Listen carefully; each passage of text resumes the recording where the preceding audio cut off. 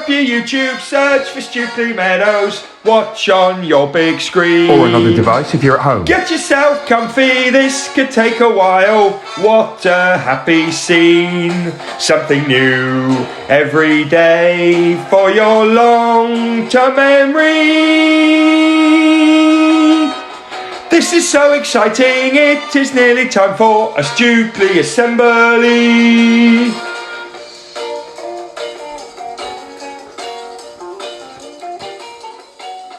Good morning or good afternoon everyone, and welcome to our Wednesday reading assembly. Lots to do, so let's get cracking. For each other we, every day we, to improve we, together we will.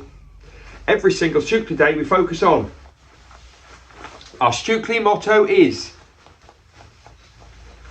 our Stukeley curriculum is, our Stukeley plan for home learning is. 4 words that make the magic happen. Yes, they do. Okay everyone, it's reading assembly. We always start off with a bit of an author warm-up, and remember we've got a Charles Dickens theme still going on. We've then got an extra special treat this week. Starting today, you can choose 2 stories. You can choose a Mr. Whatley story or a Mr. Singletary story. Now the Mr. Whatley story is mainly for Foundation Year 1 and Year 2. So that here is what we're calling Story A. So Story A is really for our younger children. Story B is for Year 3, 4, 5, 6, and we're carrying on 39 steps. Anyway, that's what you get to do. Choose the one you want when you get there. After that, Cheerboo Song or Silence, it is back for 2022 and I cannot wait. Then we've got our usual birthdays and everyday knowledge. Okay, last week I told you that at Christmas time I went to London and I visited Charles Dickens' house, one of his houses. It's now a Charles Dickens museum in London. Last week I showed you his writing desk. It wasn't the actual desk that was in the house. The desk was in his next house, but it showed you his desk. I think he wrote some of his most famous books there. Well, today I'm going to show you Charles Dickens' bedroom. I think it's his actual bed. Check this out.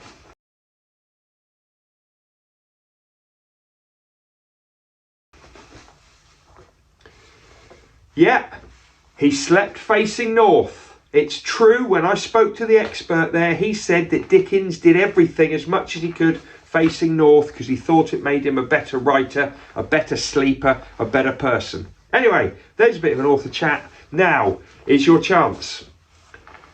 Keep on watching for Story A, that's Mr. Whatley.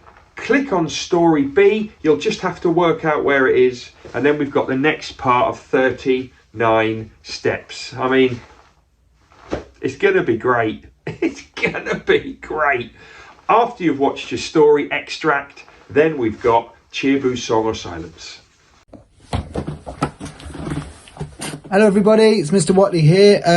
Mr. Singletary has asked me to read you a story because the stories he keeps picking aren't quite right for Foundation Stage Year 1 and sometimes Year 2.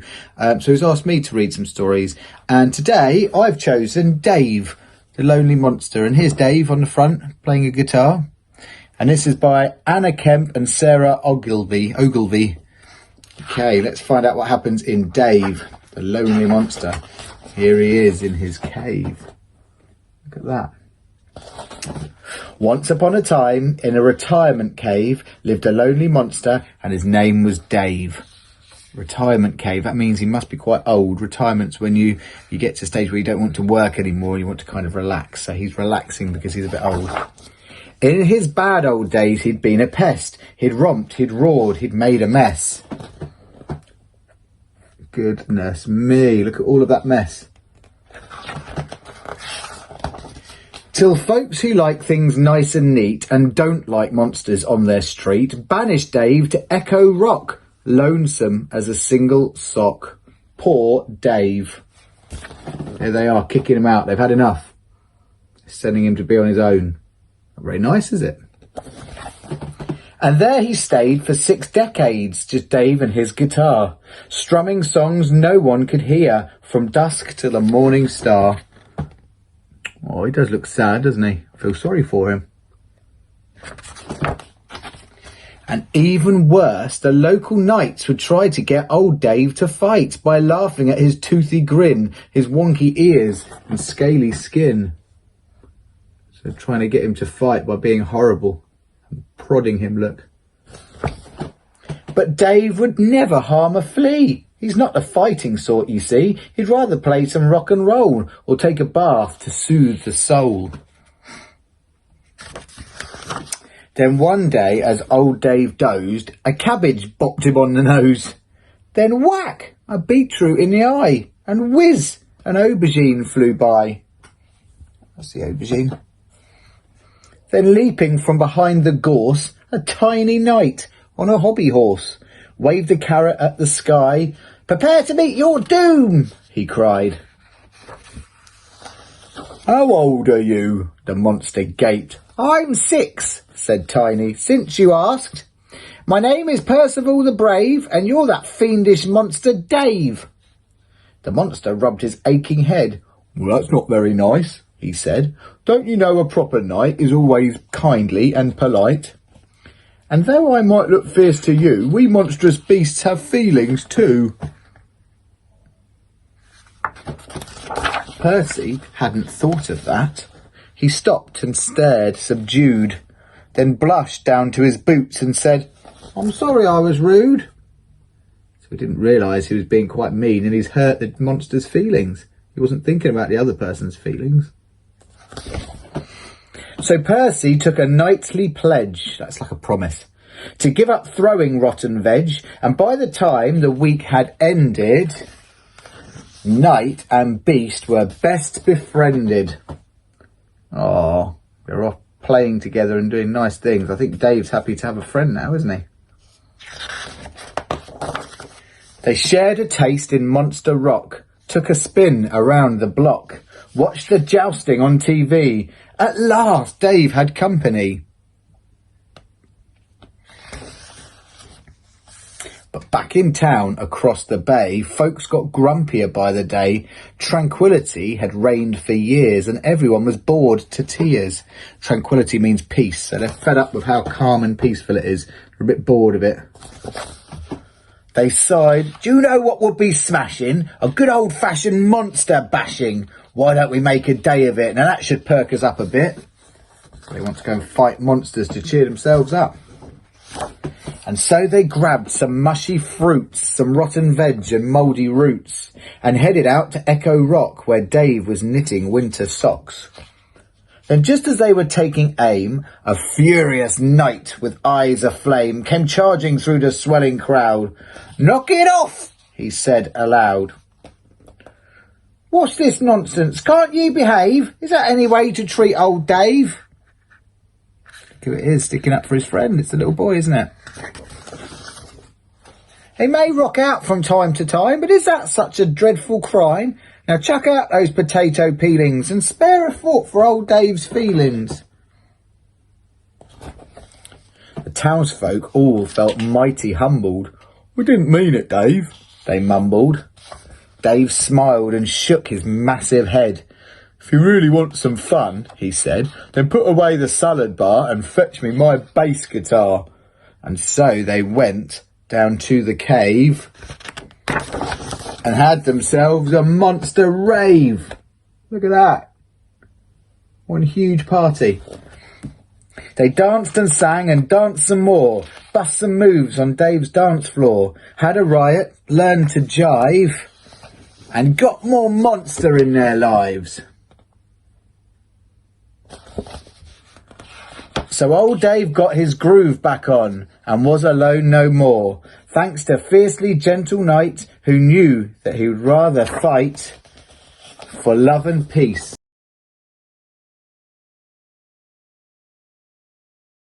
Right, okay. 39 Steps by John Buchan. It was made into films. It was a really famous film with some famous actors, but the book started here. This is the abridged version. Let's have a quick recap on that dramatic start. Mr. Hannay, Richard Hannay, lives in London. He's bored. Not much is happening. He's had a brilliant life. Now he's in London. He goes to his flat. Now, when he gets to his flat, Another person kind of bundles him in and says, quick, get in the flat. And Mr. Hannay says, who are you and how do you know me and why are you here?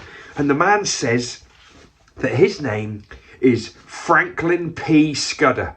And Franklin P. Scudder says that his job is to stop the Greek premier Karolides being killed. He says it's going to happen and I need to stop it. And Richard Hannay says, well, what have I got to do with it? Why are you here? Anyway, Scudder says, you need to keep me here safe. I need to stop Karolides getting killed. Anyway, Mr. Hannay, Richard Hannay, then gets told that a group called the Black Stone, a group of agents called the Black Stone, are the ones that are going to kill Karolides. And Scudder says, I need to stop them. I need to stay here for a few days. He then says that the leader of the Black Stone has the top of his fourth finger on his right hand missing. So he tells us that. Anyway, Scudder stays in the flat, keeps himself to himself. One day, Hannay comes home and Scudder has been killed. I think it's probably the Black Stone. Anyway, next part of the story is called Desperate Decisions. Remember, I am Hannay. Hannay is telling the story, first person. Yeah. Now that I knew that poor Scudder's killers were no longer in my flat, I sat down and wondered what to do. The devils must know that Scudder would have taken me into his confidence. Was I in trouble now too? How long before they tried to dispose of me in a similar fashion? Here I was, Richard Hannay, minding my own business, and now I had a dead body in my home. If I went to the police, they weren't going to believe me that this man turned up to try and stop an assassination. They wouldn't believe my stories of Karolides and the assassination. They would not believe my tale of the Black Stone.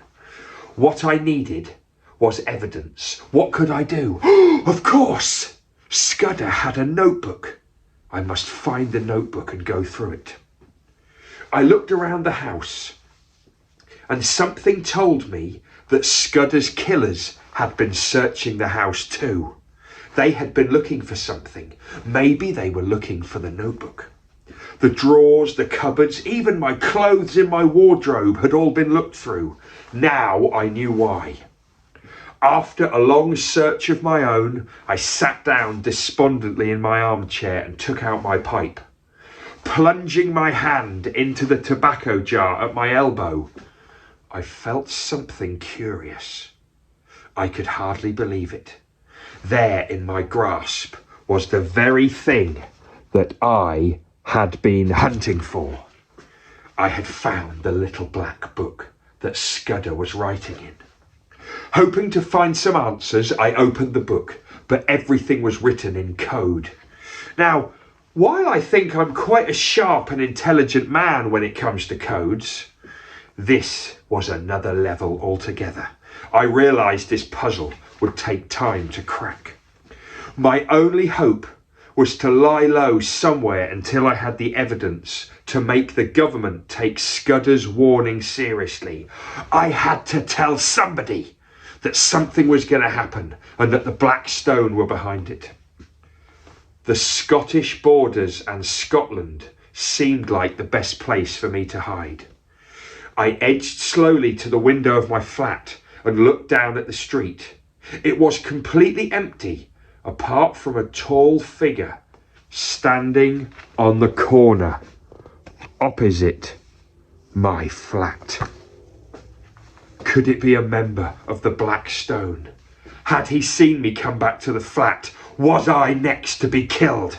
I couldn't take any chances. Quickly, I changed out of my evening clothes and into a sturdy tweed suit. Looking at the railway timetable, I stuffed Scudder's notebook and a few other bits into my pockets. The fire escape outside the kitchen took me down to a deserted alleyway. My heart was thumping in my chest. At the rear of the building, all looked clear. So far, so good. Hannay must be completely terrified. I checked my watch and broke into a sprint.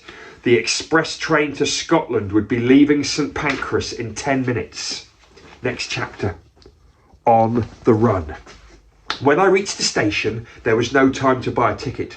I barged past the platform officials and jumped onto the last carriage of the Scottish Express with seconds to spare.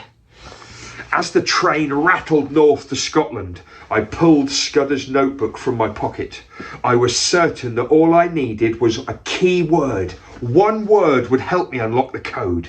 But as the hours passed, everything I tried failed to make sense. Eventually, I dozed off. I only just woke in time to change the train at Dumfries.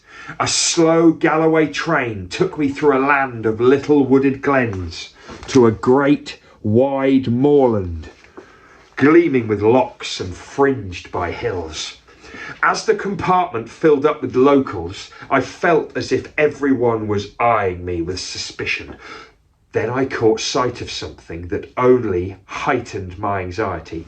That meant it made him feel nervous.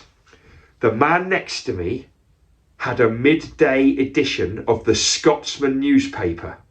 There, on the front page, screamed a headline that made my blood run cold. The headline said... So in the newspaper now, the story is Portland Place murder. Has the killer travelled north? So the newspaper now thinks that it's Hannay who's done the killing. The police would have wasted no time going to the ports and the stations with my description. Those officials at St Pancras must have remembered me. I suddenly felt like two men opposite me were looking at the same newspaper report. They must have seen the report. They must have seen the information. Was there a description of me? Had somebody already recognised me? Was I going to be accused of killing Franklin P. Scudder? I felt as if half a dozen pairs of eyes were boring into my soul. At that moment, the train shuddered to a halt. We were at the end of a small stone bridge spanning a stream. It felt like I was going to be trapped. Fate gave me a nudge. As casually as possible, I left the compartment and walked along the corridor. Making sure I could not be seen, I opened a door and dropped into the tangle of hazel bushes which edged the line. He's escaped from the train. Is he getting followed? Is he going to get done for the murder? Who knows? I scrambled through the thicket, reached the edge of the stream and soon found cover in the bushes 100 yards away. From my hiding place, I could see the reason for the train's sudden halt. A stray sheep had wandered onto the line ahead. My heart stopped beating so fast when I realised that maybe nobody was after me yet. Luckily, the guard who'd already alighted to take the sheep off had clearly been too busy to notice me. He got the sheep off the track and within 5 minutes the train was on its way. I only hoped that no one on board the train had witnessed my dramatic departure. Oh, this is incredible. Now, Mr. Hannay is on the run. People are going to think he did the killing, but he didn't. Scudder was killed, we think, by the Black Stone, and Hannay has escaped to be safe to try and work out who it is. What a story! Right, hope you enjoyed that. Let's go straight into Cheer Boo Song or Silence. Will they get to cheer or will they get to boo? With either one there must not be violence. They may well get a song, but it will not last that long. We really hope they do not get silence. Hello everybody and welcome to the Cheer Boo Song or Silence studio. This is our first visit of 2022 and I've got a very, very special guest behind the curtain. It's Mrs. Cooper. It's Mrs. Coops. Now, this is the fifth time that Mrs. Cooper has done Cheer Boo Song or Silence. She has gotten 3 boos and 1 silence. She has been the unluckiest person we know in this studio. 3 boos, 1 silence. She's just chosen her 5th card. Is she going to get a cheer, a boo, a song or silence? And just so you know, I'm not doing this on purpose. She picks a card just like everyone else. What do you think she's going to get? Are we going to get a bit of a Coops boogie? Are we going to get some Coops celebration? Or is it going to be the boo or the silence? Okay. 2022, here we come. Out you come, Mrs. Cooper!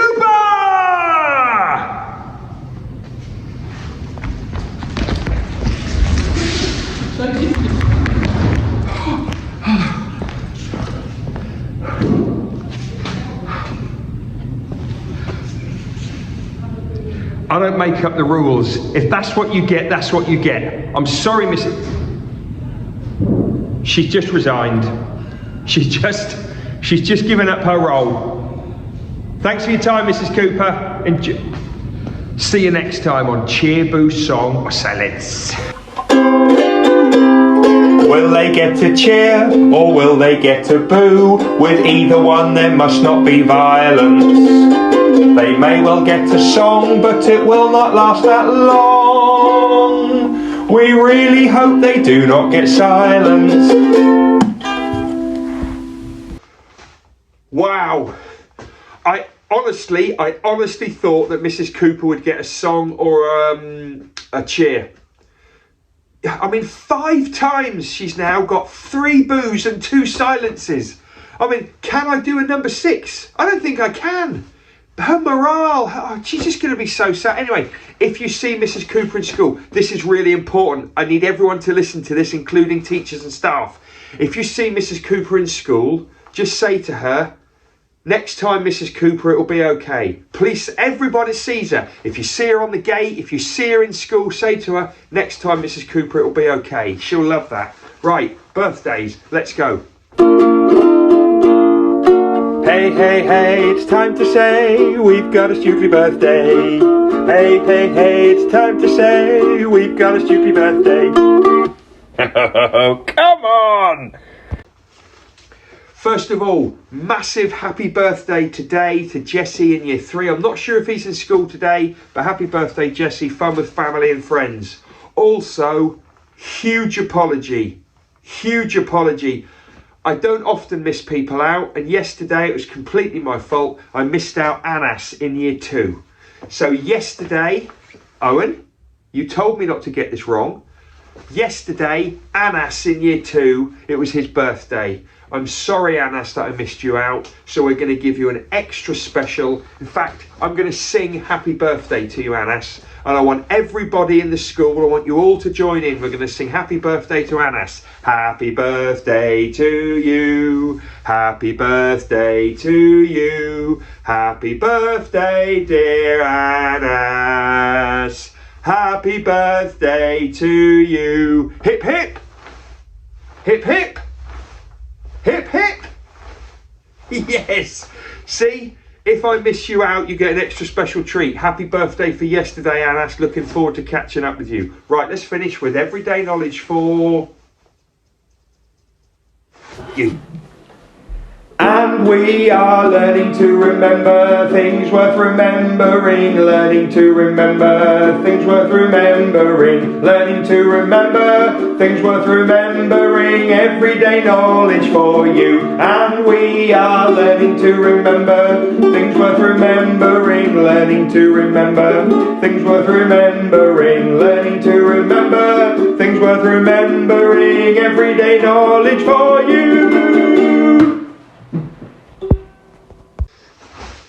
Okay, everyday knowledge. So far this year, we have had artists and we've now got music. I'm not actually going to do anything new today. We're not going to add anything new. We're just going to do some retrieving. We're going to do some revision. We're going to do some remembering of what we've done so far. Okay, so first of all, I'm going to tell you the name of some artwork. I'm going to give you the name of some pieces of art. I'm going to give you the fingertips and you're going to tell me which artist produced them. Okay, who painted the Mona Lisa? That's right, it was Leonardo da Vinci. We've only done that once. Well done if you remembered it. Who painted Starry Night? That's right, Vincent van Gogh. Hang on, which country was he born in and where did he do most of his work? Holland or the Netherlands, well done. Okay, which painter painted The Scream? That's right, Edvard Munch. Okay, who painted Campbell Soup Cans? That's right, Andy Warhol painted, printed, you know, here we go. Who constructed, who created, who sculpted the Angel of the North? Anthony Gormley. That's right. Well done. One more. Which Australian Aboriginal painter gave us Bush Tucker? That's right. Loon Coonan. 100 years old she was when she started painting. Incredible. Incredible. Okay, just to finish, couple of pieces of music. Couple of little pieces of music. First of all, can you remember, first of all, the name of this tune and then the composer? Here we go.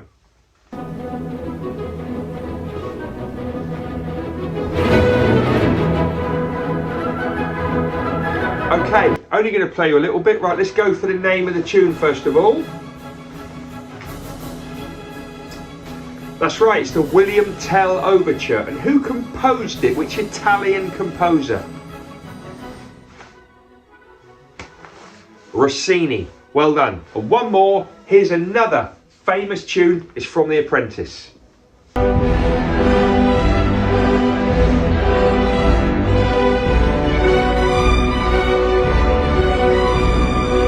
Okay, first of all, what's the name of the tune? Dance of the Nights, well done. And which ballet is it from?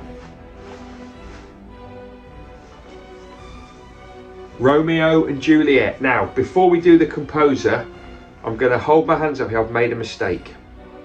I've been saying Prokofiev. Actually, it's Prokofiev. I've got my C's and my F's mixed up. Never a good thing. Thank you to Mrs. Corley for pointing it out. So actually the composer is Prokofiev. Prokofiev, not Prokofiev. It's Sorry, I'm not being offensive. I was getting my letters mixed up. It's Prokofiev. Who was the composer of that tune? That's right, Prokofiev. See you next time.